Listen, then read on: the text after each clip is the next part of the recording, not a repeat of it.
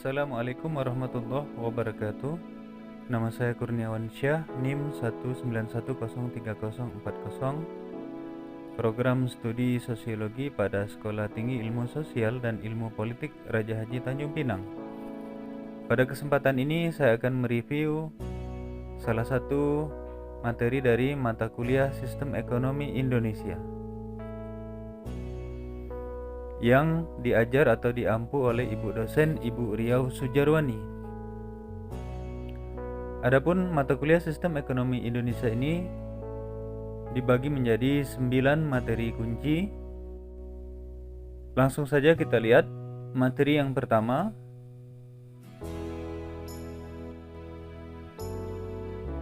Materi yang pertama ini berbicara mengenai makna dari Sistem Ekonomi Indonesia. Secara bahasa, sistem dapat diartikan sebagai sekumpulan elemen yang saling berkaitan dan saling mempengaruhi dalam melakukan kegiatan bersama untuk mencapai suatu tujuan. Sementara itu, ekonomi dapat diartikan sebagai sistem aktivitas manusia yang berhubungan dengan produksi, distribusi, pertukaran, dan konsumsi barang dan jasa. Sistem ekonomi itu sendiri dapat diartikan sebagai perpaduan dari aturan-aturan atau cara-cara yang menjadi satu kesatuan dan digunakan untuk mencapai tujuan dalam perekonomian. Dapat juga berarti sebagai suatu kumpulan dari aturan-aturan atau kebijakan-kebijakan yang saling berkaitan dalam upaya memenuhi kebutuhan untuk mencapai kemakmuran. Sistem ekonomi yang dianut bangsa itu bersifat khas dan berbeda-beda. Untuk membedakannya dapat dilihat dari 3 sudut pandang. Yang pertama yaitu sudut pandang sistem kepemilikan sumber daya atau faktor-faktor produksi.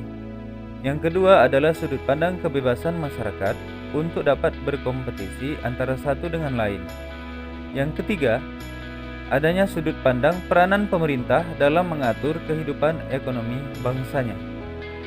Sistem ekonomi Indonesia memiliki 2 aspek penting.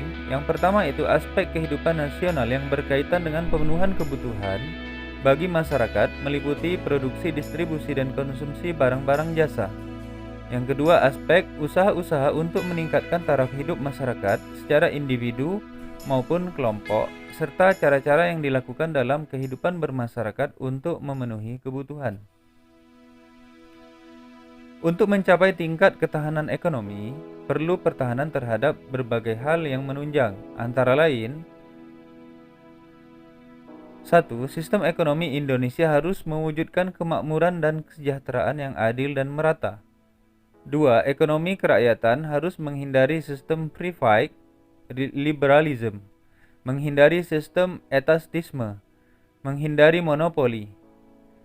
Yang ketiga, struktur ekonomi dimantapkan secara seimbang antara sektor pertanian, perindustrian, dan jasa. Yang keempat, pembangunan ekonomi dilaksanakan sebagai usaha bersama di bawah pengawasan anggota masyarakat, memotivasi dan mendorong peran serta masyarakat secara aktif. Yang kelima, perlu adanya pemerataan pembangunan. Dan yang keenam, perlu adanya kemampuan untuk bersaing. Demikian materi 1 dari Sistem Ekonomi Indonesia. Selanjutnya kita akan lanjut ke materi yang kedua. Baik, materi yang kedua berbicara mengenai BUMN. Apa itu BUMN? BUMN adalah Badan Usaha Milik Negara. BUMN memiliki beberapa ciri-ciri, yaitu penguasaan badan usaha dimiliki oleh pemerintah. Pengawasan dilakukan baik secara hierarki maupun secara fungsional dilakukan oleh pemerintah. Kekuasaan penuh dalam menjalankan kegiatan usaha berada di tangan pemerintah. Pemerintah berwenang menetapkan kebijakan yang berkaitan dengan kegiatan usaha. Semua risiko yang terjadi sepenuhnya merupakan tanggung jawab pemerintah, agar pengusaha swasta tidak memonopoli usaha yang menguasai hajat hidup orang banyak. Kemudian, BUMN melayani kepentingan umum untuk pelayanan kepada masyarakat. BUMN juga merupakan lembaga ekonomi yang tidak mempunyai tujuan utama mencari keuntungan, tetapi dibenarkan untuk memupuk keuntungan. BUMN juga merupakan salah satu stabilisator perekonomian negara. Dapat meningkatkan produktivitas, efektivitas, dan efisiensi serta terjaminnya prinsip-prinsip ekonomi. Modal seluruhnya dimiliki oleh negara dari kekayaan negara yang dipisahkan. Peranan pemerintah sebagai pemegang saham, bila sahamnya dimiliki oleh masyarakat, besarnya tidak boleh melebihi 49%. Sedangkan minimal 51% sahamnya dimiliki oleh negara. BUMN juga merupakan pinjaman pemerintah dalam bentuk obligasi. Modal dapat diperoleh dari bantuan luar negeri. Bila memperoleh keuntungan, maka dimanfaatkan untuk kesejahteraan rakyat. Pinjaman kepada bank atau lembaga keuangan bukan bank. Terdapat beberapa jenis-jenis BUMN. Yang pertama ada perusahaan perseroan atau persero. Perusahaan persero adalah BUMN yang berbentuk perseroan terbatas atau disingkat dengan PT, yang dimana modal atau sahamnya paling sedikit 51% dimiliki oleh pemerintah, yang tujuannya mengejar keuntungan. Maksud dan tujuan mendirikan persero ialah untuk menyediakan barang dan atau jasa yang bermutu tinggi dan berdaya saing kuat dan mengejar keuntungan untuk meningkatkan nilai perusahaan. Di Indonesia, ada beberapa macam atau contoh dari persero, di antaranya adalah PT PP, yaitu PT Pembangunan Perumahan. Kemudian ada PT Bank BNI, Bank Negara Indonesia Tbk. Ada PT Kimia Farma, ada PT Indofarma, ada PT Tambang Timah, ada PT Indosat, yang pada akhirnya pada tahun 2002 41,94% saham persero dari PT Indosat ini telah dijual kepada swasta, sehingga perusahaan ini bukan BUMN lagi. Kemudian ada PT Telekomunikasi Indonesia dan ada PT Garuda Indonesia Airways. Kemudian bentuk atau jenis dari BUMN yang kedua adalah perusahaan jawatan atau disingkat dengan perjan. Perusahaan jawatan atau perjan sebagai salah satu bentuk BUMN memiliki modal yang berasal dari negara. Besarnya modal perusahaan jawatan ditetapkan melalui APBN.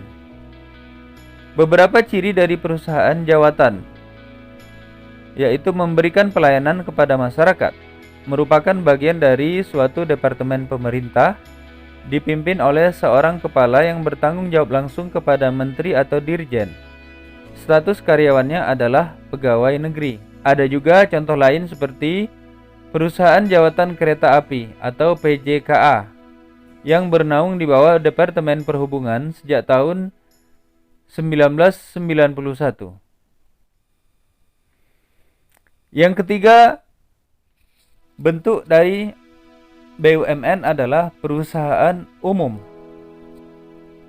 Perusahaan umum atau Perum adalah suatu perusahaan negara yang bertujuan untuk melayani kepentingan umum, tetapi sekaligus mencari keuntungan. Beberapa ciri dari Perum yaitu melayani kepentingan masyarakat umum, dipimpin oleh direksi atau direktur, mempunyai kekayaan sendiri, dan bergerak di perusahaan swasta. Dan beberapa ciri lainnya. Contoh Perum: Perum Pegadaian, Perum Jasa Tirta, Perum Damri, Perum Antara, Perum Peruri, Perum Perumnas, dan ada juga Perum Balai Pustaka.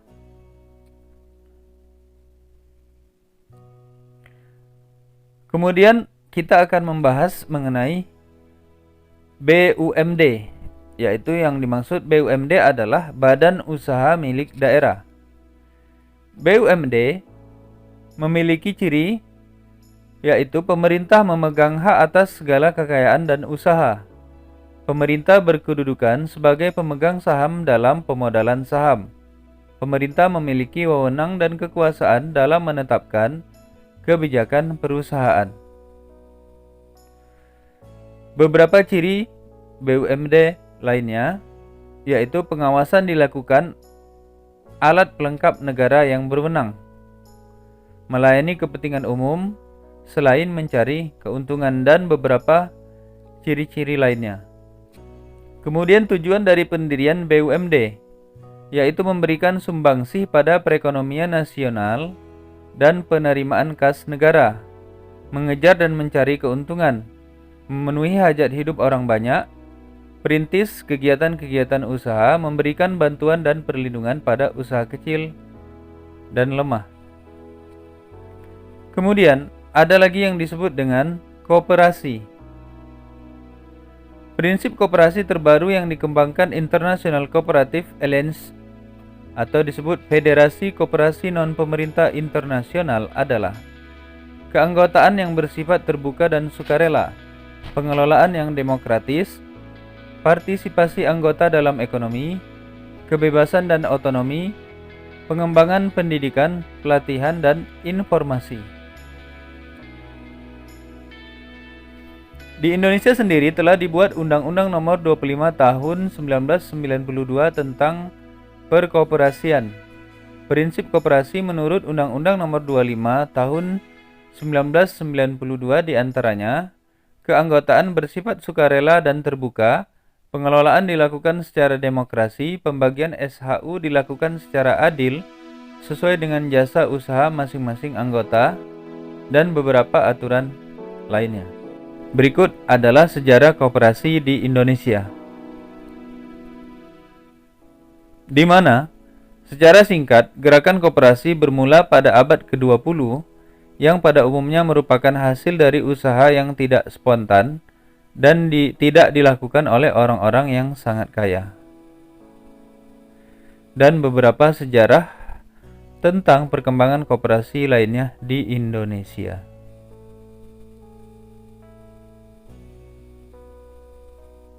Beberapa fungsi dan peran dari koperasi diantaranya mengembangkan potensi dan kemampuan ekonomi anggota dan masyarakat, berupaya mempertinggi kualitas kehidupan manusia, memperkokoh perekonomian rakyat, mengembangkan perekonomian nasional, dan mengembangkan kreativitas dan jiwa berorganisasi bagi pelajar bangsa.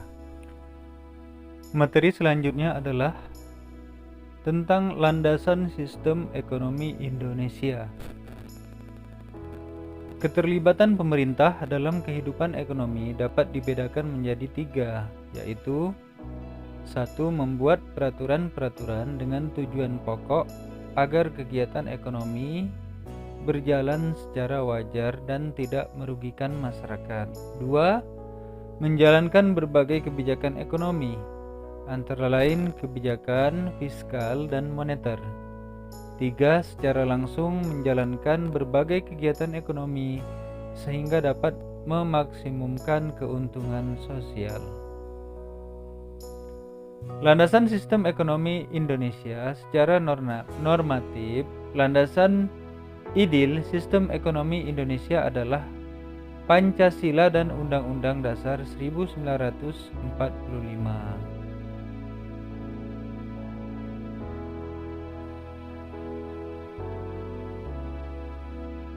Dari butir-butir pada Pancasila, keadilan menjadi sangat utama di dalam sistem ekonomi Indonesia. Keadilan merupakan titik tolak proses dan tujuan sekaligus.